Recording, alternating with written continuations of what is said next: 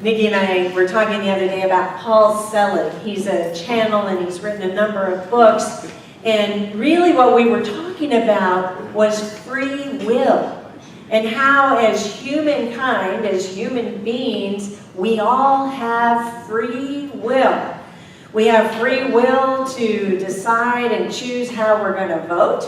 We have free will to decide how we're going to spend our money. We have free will to decide who we're going to be kind to. We have free will to decide even when to go to bed at night or during the day, if that's the way you work. We have free will even to decide when we're going to cross the street. And what Nikki was saying, and I have to rely on Nikki because I haven't read Paul Selig's books, but what Paul Selig said that Nikki said, or Nikki said that Paul Selig said, was that it's not that we choose to cross the street, it's when we choose to cross the street. Because we can cross the street, boom, we get the idea and we go, and what might the consequences be? Well, pretty much boom. Right? We can do it anytime we want without forethought at all. Or alternatively, we can have the urge, the desire, the impulse to cross the street, and we can take a moment. We can let go of that urge and desire and entertain thoughts. We can entertain ideas. We can come up with possible consequences that might happen when we consider all the variables involved in crossing the street. So we get the urge, the desire, or the impulse. We take a moment, we release it, we give thought to it, and then we engage. It's actually an ancient spiritual practice that we all know and we use all the time. Get the idea, take a moment, and then take action. In the Hebrew scriptures, in the Bible, it shows up 7 times specifically as this ancient spiritual practice. Be still and see the salvation of the Lord. Be still by the side of the Lord. Now therefore take your stand and see this great thing that the Lord will do before your eyes. Stand still and see the deliverance of the Lord. Be still before the Lord. And one of the best things about metaphysical Bible interpretation that I love the most, particularly in Hebrew scriptures, which many of us were taught to call the Old Testament, is every time you see the word Lord, you can substitute it with the word law. Take out Lord, put in law. It looks a little different. Be still and see the salvation of the law. Be still by the side of the law. Be still before the law. Stand still and see the deliverance of the law. In unity, the law is the law of mind action. We also call it the law of increase, the law of expansion. We have cute little catchphrases for it. What you think about, you bring about. Eric Butterworth calls it the law of sequence and consequence. And I like that because when we recognize that there's a sequence that goes mind, idea, expression, urge, impulse, desire, take a moment for some thoughts and ideas to come forward, then we're going to have the consequence or the manifestation happen at the end, and the law is working all the time. Nikki and I used to both work at Unity Church of Hawaii, and at Unity Church of Hawaii we had a preschool with 95 kids. It was amazing every day to have that kind of energy on campus, and one day the lead minister came around the corner, and there outside the classroom was a 4-year-old crying and worried. The lead minister said, you know, what's wrong? What happened? And the kid was like, I have consequences.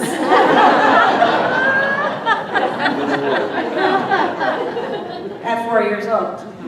But how many times as adults have we exercised our free will and end up going, I have consequences?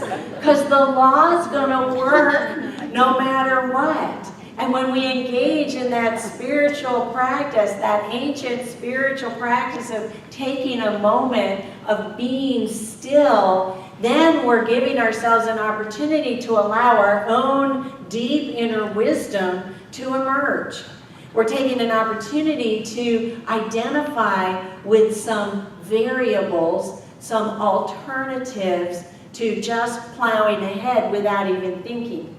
So let's take a closer look at Psalm 46:10. Be still and know that I am God. Take that moment and come into oneness. Take that moment and remember the Father and I are one. This isn't anything we don't already know. Like I said, we practice it all the time, sometimes consciously, sometimes unconsciously. But as an ancient spiritual practice, we can take that moment to be still and know that we are one with divine mind. And what kind of oneness is it? It's exalted among the nations. Metaphysically, that word nation stands for an aggregation of thought. So it's all these different people populating a nation. It's all these different ideas populating an aggregation of thought. And what kind of thought is it? It's exalted thought. It's super consciousness thought. So when we take a moment to be still and be one with an aggregation of super consciousness thought, we're opening ourselves up to a whole nother level of divine wisdom. Metaphysically, the word earth represents our consciousness of our physical body. So if we're going to exalt the consciousness of our physical body, we're going to say we're recognizing that the wisdom of the divine is in our bones. We have it. All we need to do is open ourselves up to absorbing it and letting it stick to us. Stick to us in a way that we end up making wiser choices around our free will urges or our free will desires. One of the things that I've been working on is how I make life hard. And let me back up by saying we have 60,000 thoughts a day. I don't know how they measure it, but somehow we have 60,000 thoughts a day. And I'm here to testify that not all of my 60,000 thoughts are exalted. But the more often I engage in spiritual practice, the more often I engage in this ancient spiritual practice, the more often my thoughts are going to be exalted. And I appreciate this because some of my thoughts are, you may identify, I'm not enough, I don't know how, I'm too old, I'm too young, and it's too hard. And it's that too hard that I've been working on lately. So I've been looking at the habits and patterns and belief systems that I've been holding on to that I somehow think direct me into a stream of thought, into a stream of experience where life is hard. Now there's a payoff for life being hard. And when I say payoff, it's not like I get a regular check or anything like that for having a hard life. But what I do get is admiration and attention and honor and glory. Because look at her. She worked so hard to get where she is. Look at him. He overcame so many obstacles. And look at all these people. They just had to go through so much hardship to get where they are today. And pretty soon, the angels are singing. And the fireworks are going off because life was so hard. And then the fan mail comes in and you write a book and it gets on the bestseller list. So you see there's a huge payoff for life being hard. And I can give you a list that's longer than my arm about how hard my life has been. All the people who didn't keep their agreements with me. All the people who betrayed me, the people who lied to me, the people who cheated me. And I can say that I have easily identified those experiences and worked to unpack them. And the truth is that I have easily identified those experiences, period, white space. and I am unpacking them. I'm choosing to unpack them with forgiveness. I'm choosing to unpack them with love. I'm choosing to unpack those experiences so that I can be free. In the last several weeks, I've been in discovery about noticing not the external things that make my life hard, but the internal activity that I do to myself to make my life hard and difficult. Nikki and I started playing a game. It came from Pam Grout's book, E Squared, and the game is pick something, pick a person, place, or thing, and then see how quickly it shows up in your environment. So the first time we played the game, she said hibiscus, and I went, great, and my first thought for myself was cat. And I thought, oh no, that's way too easy. We're on our way home, and we have 3 cats at home. So, okay, my next thought was blue boat. Then I thought, oh, dismiss that one. It's way too easy. We're driving right by Atlantic Marine, and I am sure to see a blue boat. So I picked yellow Mustang, convertible. And I will tell you that it took a long time, forever, 2 weeks, to see the yellow Mustang that was a convertible. But on Monday, this past Monday, we were driving to a fellowship circle, and there comes, right next to us, a yellow Mustang that was convertible, and we noticed the license plate. It was from South Carolina. It was like, well, that explains everything. That's why we haven't seen it yet. It's from South Carolina. But it was in our field all that time. We get to the fellowship circle, and Gene Sinclair whips out his camera, and he says, I have to show you a picture I took today. It's a yellow Mustang convertible with a North Carolina plate.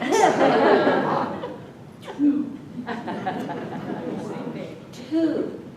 But I recognized how difficult I made my life. And in that awareness, I started to turn around and look at all the other places in my day where I make my life difficult and hard, when I could have had easy, joyful, and delightful.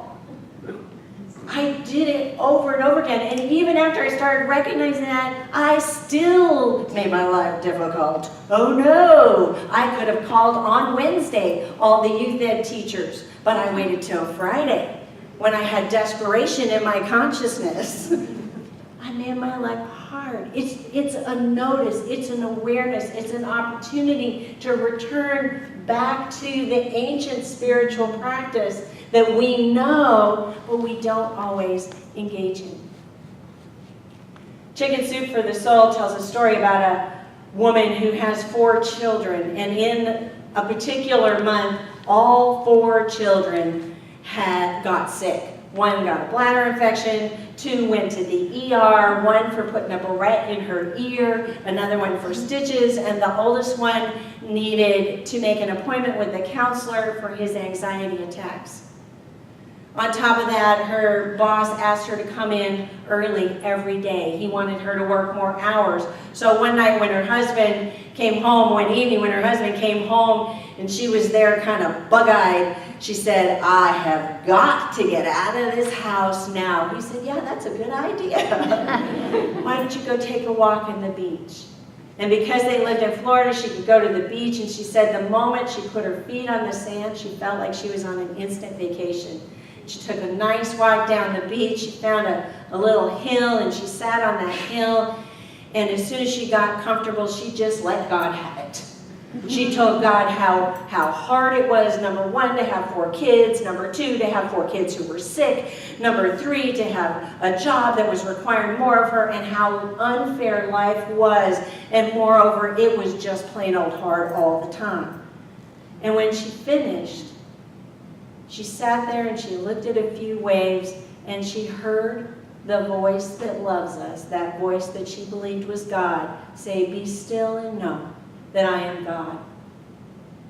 And in hearing that, her over-tense muscles began to unkink, and her overthinking mind began to quiet. So she closed her eyes. It didn't take very long before she heard a wave splash, and she opened her eyes thinking she was about to get wet, but the wave wasn't even close.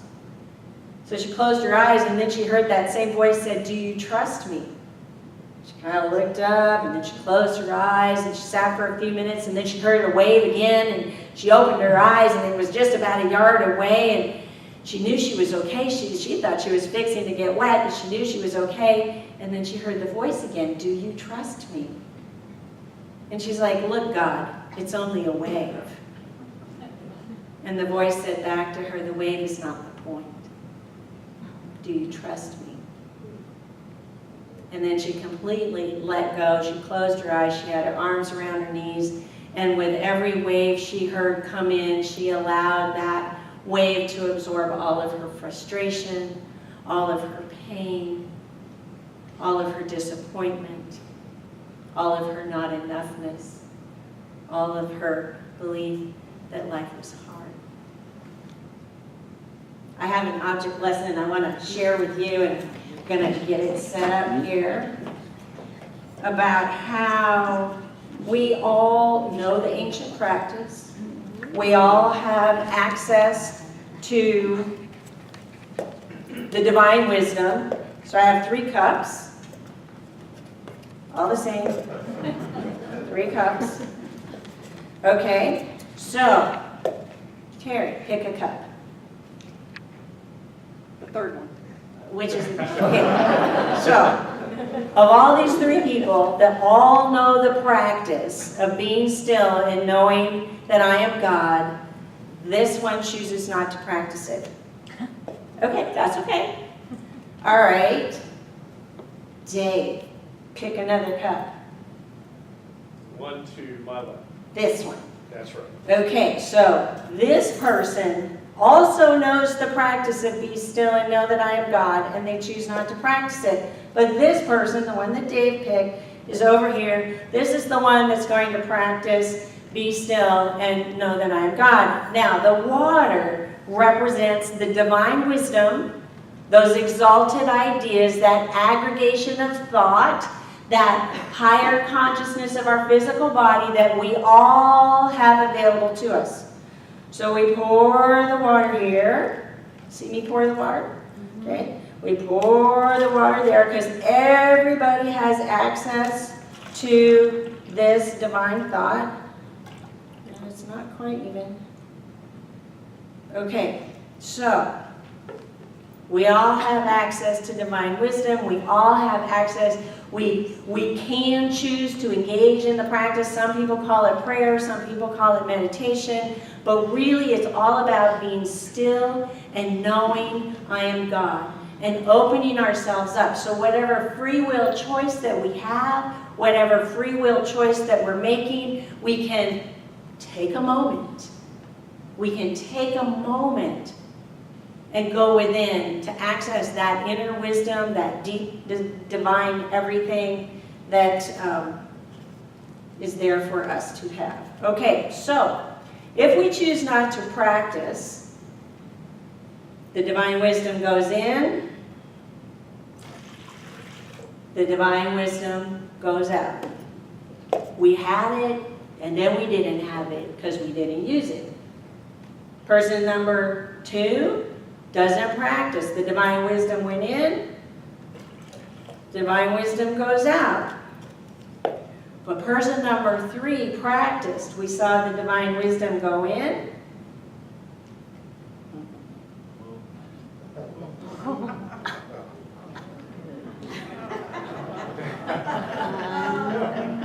The divine wisdom sticks.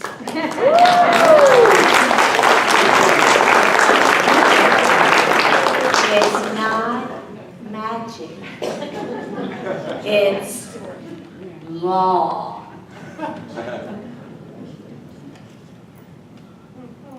We choose whether we're going to remember the law and whether we're going to practice the law. So let's meditate. Let's sing Pour Yourself in Me. We have to, right?